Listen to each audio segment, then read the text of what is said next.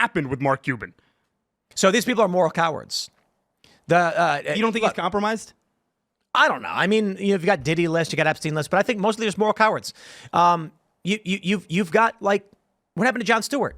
Jon Stewart's out of the game for a long time. He comes back during COVID, goes on Colbert and says, isn't it weird to anybody that the Wuhan coronavirus laboratory had a coronavirus emerge a block away? And no one's asking that question. And Colbert's like, no, it's completely normal. What are you talking about? And what happens is Jon Stewart thought he could come back after all these years without paying attention to what was going on politically. And he didn't realize the left had become a cult.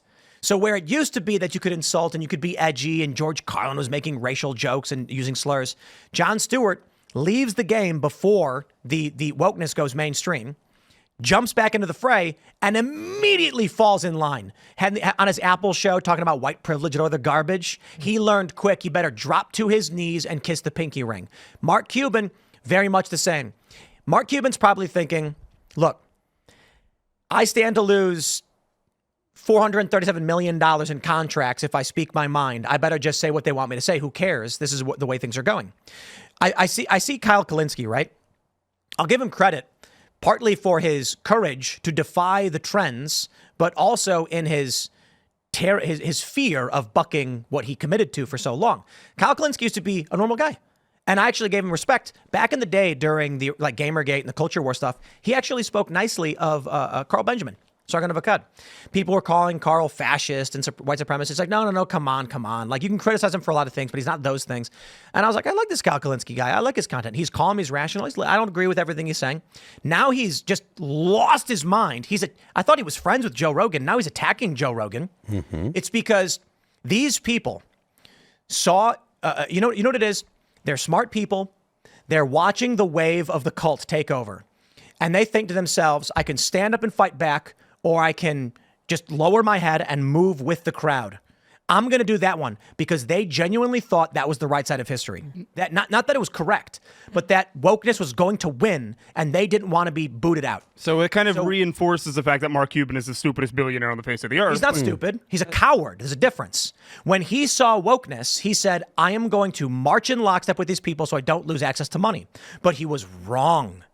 What ended up happening is, despite all of the media attempts, despite all of the censorship, Donald Trump's right-wing populist message, and not just his message, but the people around him, succeeded, won the popular vote, won the election, and it was a matter of days when these moral cowards dropped to their knees and said, I have always criticized the Democrats, please. Because this is the thing. Democrats fear the most is being on the wrong side of history. That's why right now they're saying Trump didn't win the popular vote.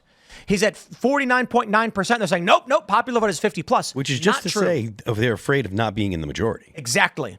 That's why Kyle Kalinske is having a mental breakdown right now on X, and has been, because he spent so much energy into this idea of progressivism and liberalism that he thought was the mainstream, that he thought was the majority.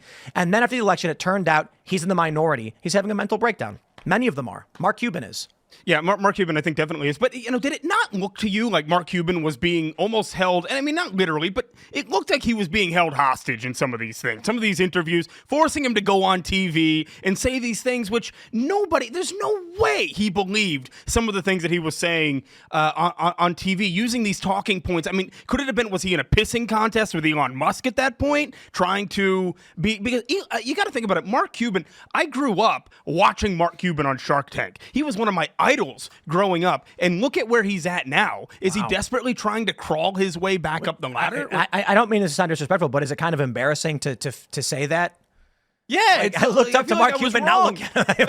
I feel like I was like, did I get duped or did he go off the deep end? I don't know which one it was. Well, Nick, remember, he owns the Dallas Mavericks, and the NBA. You know who he sold it to? The NBA is all pro-China. They don't let people say a lot of things. Yep. So, this is not completely out of character for Mark Cuban. Yep. It makes sense to me. Oh, so he's taking the LeBron James route of politics. Exactly. That would make total sense.